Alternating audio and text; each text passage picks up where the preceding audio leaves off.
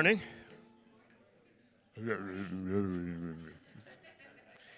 It's good to be with you again and to continue whatever level of engagement and involvement I get to have with Canopy and to see the things that God is up to in this place and in this time and with these people. Yeah.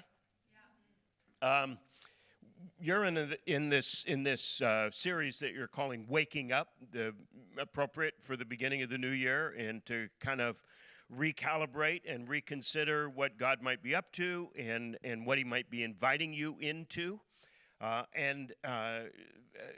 think it's worth just pausing a moment and underlining that the disciples of Jesus, the people of God, tell time differently than anybody else does.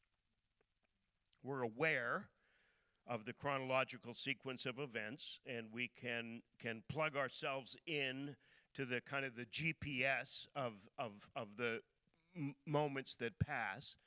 But we who have been, Paul's language, filled with the Spirit and are being filled with the Spirit while living in the chronological sequence of events are aware that heaven is crashing in at every moment, that we need to have eyes to see, ears to hear, hearts to get in step with alignment of what God is doing in the moments. In fact, He invites us to be part of His redeeming of time, of taking those moments off the market of the evil days in which we live, Paul's language, and redeeming them, offering them back up, becoming seeds of wonder and of exploration of what God might be doing.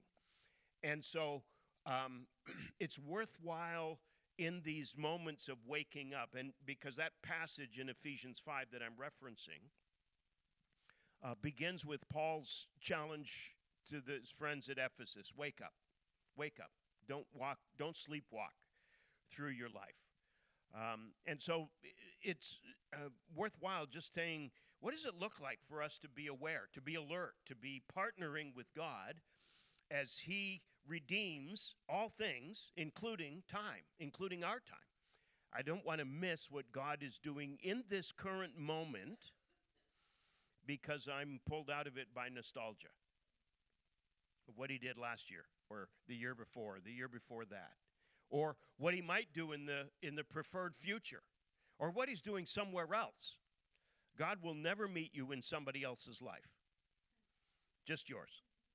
So you got to show up in your own life, and that's hard. That's a really hard place to be consistently and with attention being paid. So we begin this year with a change for you as a worshiping community.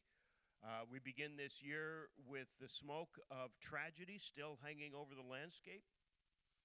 We begin this year, for some, of deep uncertainty.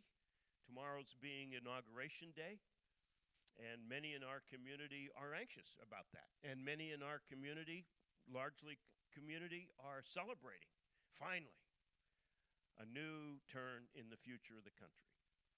And most of the rest of us are in the middle saying, man, where's the dice? I roll. This is going to be a crapshoot. Who knows what in the world's going on in the middle of this? And in the middle of this exact kind of scenario, we want to be the people of God who are paying attention to not what's coming through our Insta-feed, but through what is happening in the Spirit. We want to be aware that God is not bothered by any of the things that are happening that bother us. If you're in a boat and it feels like it's going down, look to Jesus. If He's not anxious, you don't need to be either. And just note to self, Jesus is never anxious. He's never bothered by the waves filling the boat. He's aware that even if we go down, He knows someone who can raise the dead. So that's not to rush to chaos, but it is to say when chaos occurs, when chaos breaks out, Look for this kairos moment, heaven breaking in, where God is at work in all things. And it is just such a story that I want to turn your attention to this morning. I'm going to take a risk with you this morning and invite you just to kind of let me tell you a story to begin with. And I'm not going to put the text up on the screen. I'm just going to invite you to let it kind of roll over you if you'd care to do that. Then we'll circle back around and you'll see that it actually is in the Bible, that I'm not making this stuff up, that it's actually there. But it is, I think, one that has real relevance for us today. He had spent most of his life trying to call his people back to the Lord. He had almost literally poured out his life in the consequence of his prophetic dreams and visions and prayers. He had suffered the famine of the last several years that he himself had prayed to begin as a way of calling his people to trust in the Lord rather than their mechanical gods that had become available for sale on the marketplace. And it had built finally to a head. He thought one final contest that would demonstrate the superiority of Yahweh, the God of Israel, over all of these other Baals that we have found ourselves enticed by. Just one final moment would convince the people. If God is God, serve him. If Baal is God, serve him. And he knew the outcome that he was calling them to. And so there they were. And sure enough, God showed up big time. It was the biggest day in a life of big days. But that was yesterday. And in the adrenaline drain depression that occurs at the end of a big day, he had received a text and was now running terrified, afraid for his life. He doesn't stop running for almost 225 miles until he is outside the political and military reach of the woman who had threatened him with death. The queen, whose gods had been defeated handily, still breathing out threats. He collapses on the far side of the border, out of her reach, but exhausted, worn out, wrung out, a lifetime feeling like it has been poured out for nothing. And he prays to die. But he doesn't have enough energy to even follow through on his prayer. He falls asleep, as you would after 225 miles of running. Collapses under a juniper bush. The next thing he knows, he is being shaken awake with the hand of an angel on his shoulder saying, "Arise and eat and drink." And there, on the rock by his head, is a still steaming, freshly baked loaf of bread and a jar of cold water. And so he arises, and he eats, and he drinks, and promptly falls back to sleep again. And again, the next thing he knows, the angel is shaking him by the shoulder, saying, "Arise and eat and drink, because the journey you are on is too great for you." And there, on the rock by his head, a still steaming, freshly baked loaf of bread, and a jar of cold water.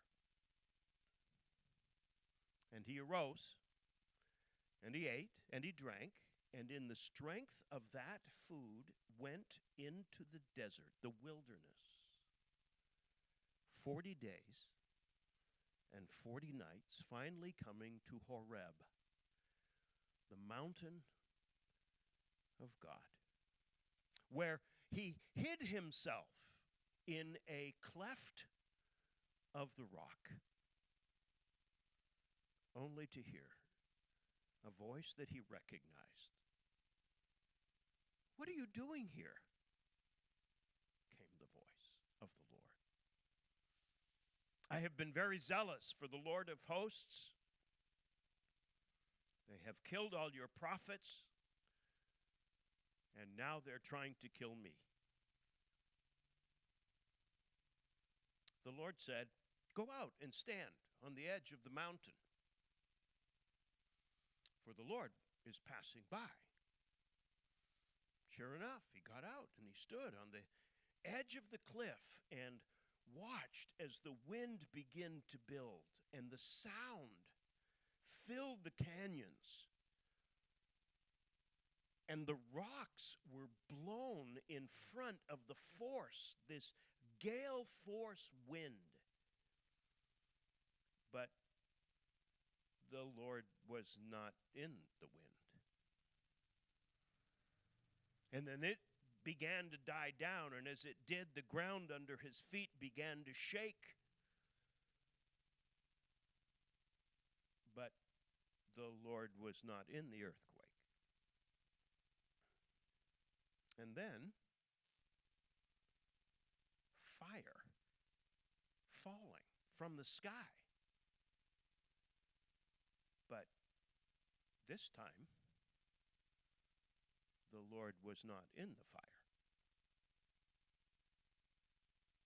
And then, the sound of the thin silence, at which he wrapped his robe around him, bowed his face to the ground, and covered his head with the mantle, only to hear again the voice of the Lord. What are you doing here, Elijah?" And once more, he spoke out his pain, his despair, his sense of hopelessness. "I have been very zealous for the Lord, the God of hosts.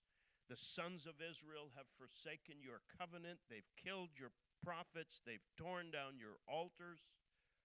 I'm the only one left, and they seek my life to take it away."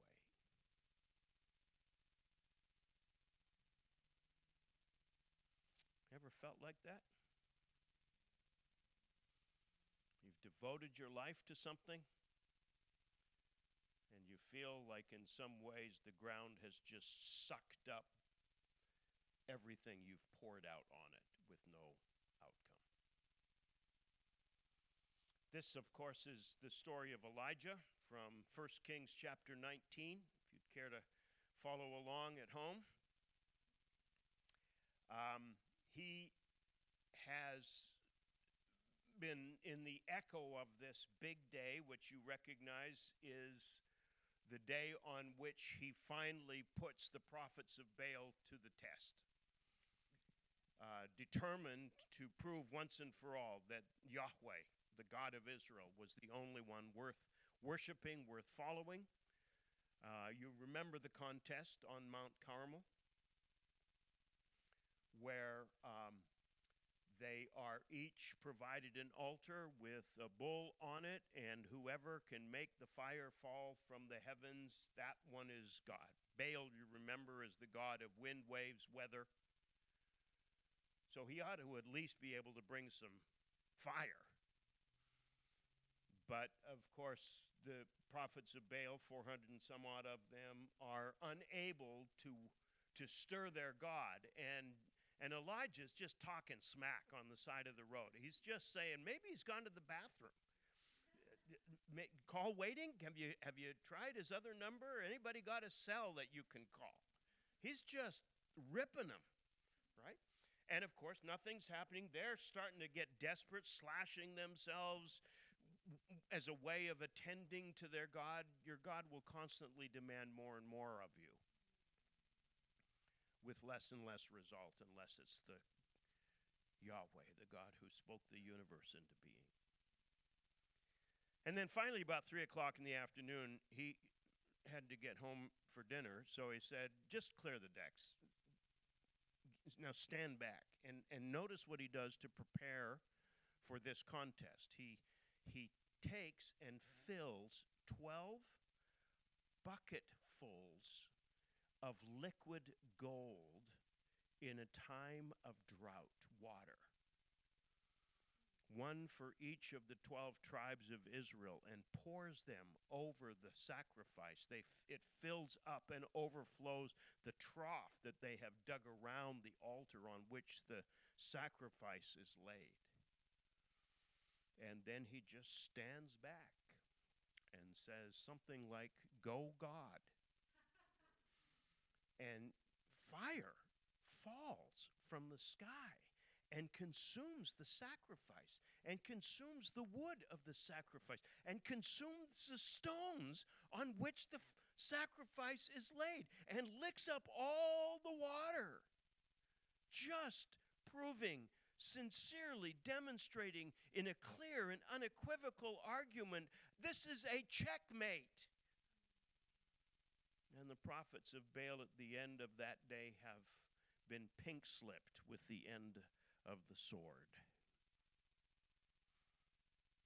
And then you recall this is a contest with Baal. Elijah, three and a half years earlier, as a way of demonstrating the superiority of the Lord, had made it stop raining. So the day on which fire fell is a day on which Elijah prays that it might rain again. And he sees a cloud forming on the horizon the size of a man's fist, and knows that the next thing he's going to hear is raindrops falling on his head. It's a great song. Somebody should write a song about that. I don't know if you've ever done anything in ministry. I think most of you have in one form or another. Anything that has exerted the adrenaline that occurs when you put yourself out there like he did. But the body's response to adrenaline drain is a kind of depression. It's a gift that enables the restoration to normal. And if you just let yourself go through the sine wave cycle, you come out of it in about 10 or 12 hours and you're just fine. Unfortunately, Jezebel's text arrives just as he is at the low point of his adrenaline drain, if you will. And it pushes him into high anxiety. Apparently, this slam dunk of a contest has only poked the bear. It hasn't resulted in the acquiescence of the worshipers of Baal. They are still large and in charge. She still has signing authority and threatens him with his life. And because his resources perhaps have been wrung out on a mountain, proving the superiority of God's vision and victory, it lands when he has nothing left in the tank of faith. Anybody know what that feels like? The enemy is fairly weak. He has no creative power. He can't generate anything. What he does have is cleverness. So that when the dart is thrown, it is thrown at precisely the most damaging moment. that it can do the most harm. Right? So it lands and it tanks him. It just brings him to despair. A lifetime. Raining, not raining, fire falling from the sky. I mean, that is a big day in anybody's ministry catalog. Put that on your CV. Right? And is it enough? Is the miracle enough? Is the answer to prayer enough? And he discovers that it is not. That the nation is going to do what the nation is going to do, and that God will not intervene in the sovereign stupidity of even his loved people. That just ticks me off. I got to be honest. It's like, anybody else just want God to override sovereignty every once in a while? Like, if not somebody else's, at least yours? Does it make me righteous? No, sorry, can't do that. I can create the conditions in which righteousness is likely to occur, but I will not make you anything. It's really frustrating when all your prayers seem to have gotten soaked into the ground with no effect on the drought, the spiritual dryness. And so he heads off, runs until he's on the southern side of her reach, across the border, and she can't get to him, where he falls asleep having prayed to die. Fortunately, the angels are well versed in adrenaline-drained depression, and they know that the best solution for that is simple food, simple drink, and sleep. So that's what the doctor ordered, and that's what the angel delivers, and there Elijah wakes up discovering simple food, bread and water, and then he falls back to sleep again. But something has happened in that second sleep. Have you noticed? When the angel wakes him a second time, the language is different. Arise and eat and drink, because the journey you are on is too great for you. Begging the question, when did it become a journey? He was running for his life. He was running in despair. And now, all of a sudden, something has shifted. And it is a journey for which he will need supernatural nourishment. In the strength of that food, he goes into the desert, the familiar wilderness, the wilderness of the Exodus. And we are given the telltale signal, 40 days and 40 nights. Oh. This isn't just a geographical desert. This is a crucible desert. Something is happening in this time and in this place. That 40 days and 40 nights is a euphemism. You see it all the way through Scripture, in which it indicates that God is up to something, and you're going to be here until God gets it done. 40 days, 40 nights. There he is in this desert. And finally, his journey takes him to a familiar place, Horeb, the mountain of God, which we know as Sinai. The place where God met who? Moses. And where did God meet Moses on this rock?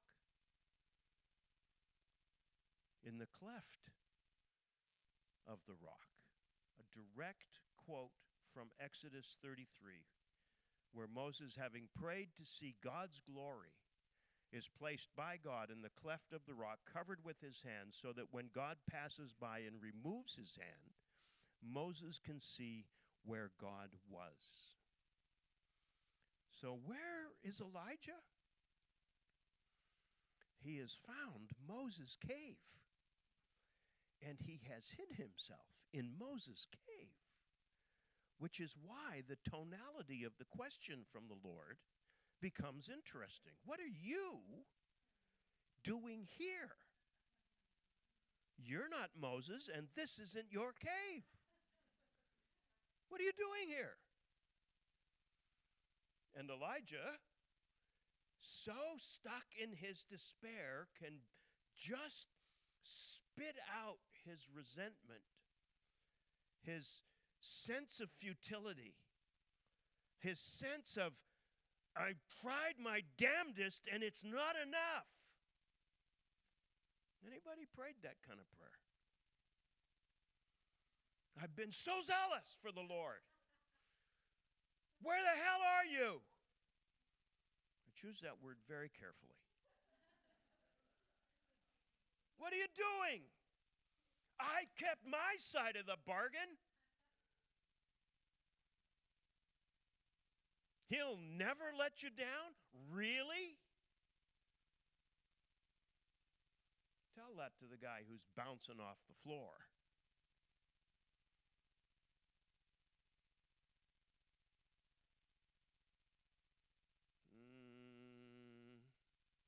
And I just love the picture of Jesus, or the picture of the Lord in this, don't you? Because you can you see the look in his eye? As God says, okay, go out and stand on the mountain. He loves Elijah. He just loves him so much. But really, dude? This is what we have? Okay. And then you notice the chess game that starts to get played here. How does God show up? God, the Lord, is passing by. That's what you want, right? That's why you're here. That's why you're in this cave. You want to see Moses' God. Okay, all right, let's do this. And what happens? He hears the sound of a rushing, mighty wind. Where does that come from? If you paid attention in Exodus, you would recognize that's how God showed up the first time on this mountain. And you can see poor Elijah's heart just starts to beat a little bit faster. Surely that the sound of the shofar, the sound of the rushing mighty wind must mean God is coming, God is present, except the Lord's not in the wind. And then what? The earth begins to quake. Where does that come from? Well, if you've been following along at home, you know that that was how God showed up in Exodus as he gave the 10 words. But this time,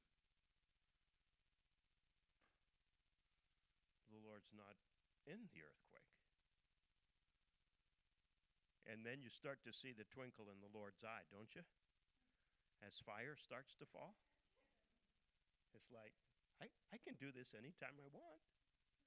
By the way, also fire falling in Moses' mountain in Moses' time, but Elijah has his own recent experience with fire that leads him to believe this might be it, except this time what? The Lord's not in the fire this time. But when he hears the sound of the thin silence,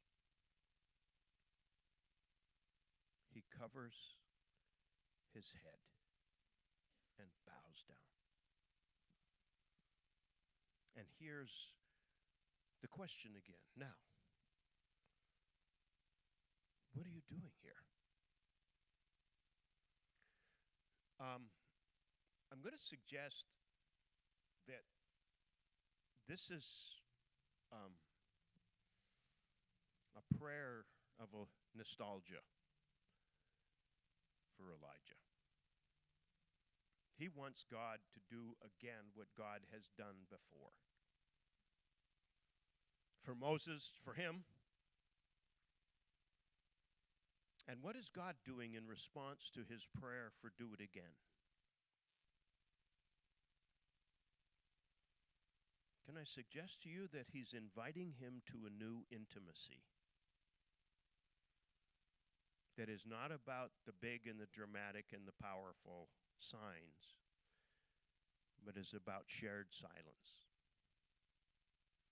deep presence, where words not only get in the way, they aren't adequate when they show up. If you've ever been in a relationship that has moved past friendship into intimacy, you know how unhelpful often words are to convey real presence. Elijah is being invited by God into a maturing relationship with him. This is so hard for us because especially I grew up in a classical Pentecostal environment.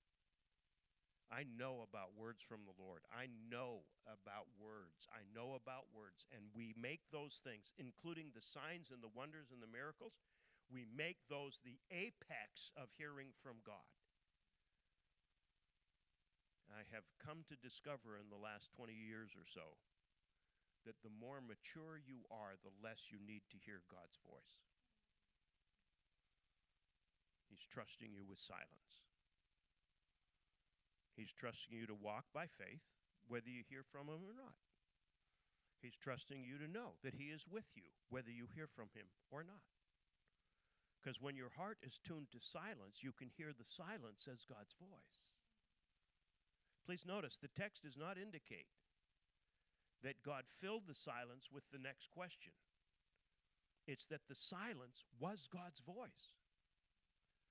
If we can't learn to be still, if we can't learn to pay attention, if we can't learn to come awake to the new thing that God might be inviting us into, we will be stuck with prayers of nostalgia.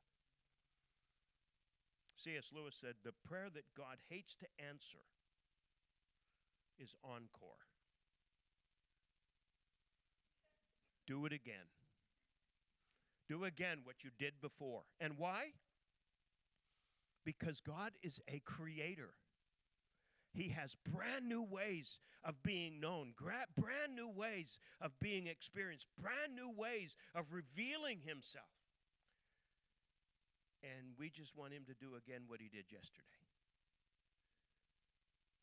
He invites us to wake up to the new that he is doing and invites us into. When Elijah finally gets his despairing words out on the ground again, listen to what comes next.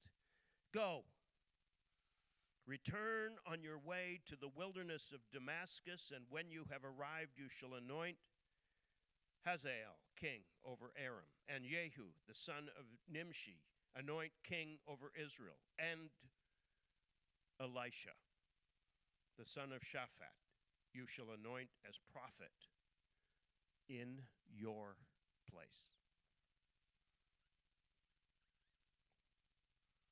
Out of the silence comes a brand new commission for the last part of his life. You think we're done here? You think I'm giving up on Israel because they've given up on me? You think because Jezebel has signaled her disdain of you that that's the end of the story? You think that? You think that fire falling is enough to convince anybody of anything? If you don't believe without the fire, you won't believe with the fire. But I still got stuff for you to do, but it's stuff of handoff. You're not going to be the guy anymore. You need to get good at releasing the last part of your life. You got to anoint a new king and a new prophet who will take your place. Sometimes when you have tried to serve the Lord for a long time, you despair, don't you? At the seeming lack of progress, maybe in you personally, but certainly in the community often that you serve. You look at, what is this country coming to? That's an old person's question, right? What is this church coming to? What am I coming to? This story is an invitation to wake up, to notice. God has not begun to exhaust the storehouse of his riches. He has things to do. He invites us to notice what he's doing in the now, not be blinded by what we think he should be doing, or be blinded by what he has done in the past, or even desire for what we think he should do into the future. All of those things will distract us from what he's actually doing in the here and now. We want to wake up because he's present in this stage. This is a hard one for me. Anybody else? It's just like, man, I know how to pray, go God. I'm 70 years old. I have 15 years left-ish, maybe. I'm not anxious to leave, but I'm not anxious to stay either. I have become aware that this last season of my life, Ron Rolheiser says, life has 3 seasons. The first one is, as you move into adulthood, is to get a life. Right? Career, marriage, anchoring your place in location, maybe choosing singleness as the primary way that you're going to serve, right? So, get a life. But then the second part of life is to give your life away. Now that you've got a box of goodies, that's you, follow Jesus in the distribution of that for the good of the world, right? But then the third stage, which is where I am, is give your death away. Get a life, give your life away, give your death away. Not morbid, just live with the awareness. I've got a use-by date stamp somewhere on this package. Right? By the way, so do you. If you can live today with the awareness of the day of your death, with the awareness that God is always constantly inviting us into the new, and not get distracted for what I used to be able to do when I was cool and young. Frankly, I've never been cool, even when I was young, but nonetheless. You know what I mean, though? It's like, and the invitation to say, what does it look like for me to get out of the way and raise up new and young leaders and raise up and partner with God in the new that he is doing, which I will completely and utterly miss if I'm stuck praying prayers of do it again, God. Let's pray. Oh, Lord, as we sit with this story, hope shows up all the way through it. Not for different outcomes, but in you. And I pray for courage for us all, myself included, oh Lord, to embrace you in the now and lean into you in the new that you are doing. We don't want to miss it. We don't want to be stuck in trying to fix things that have already occurred. We don't want to get stuck in a preferred future so that we miss the one that's right in front of us. We want to wake up and live fully awake, not sleepwalking through our lives. Please help us.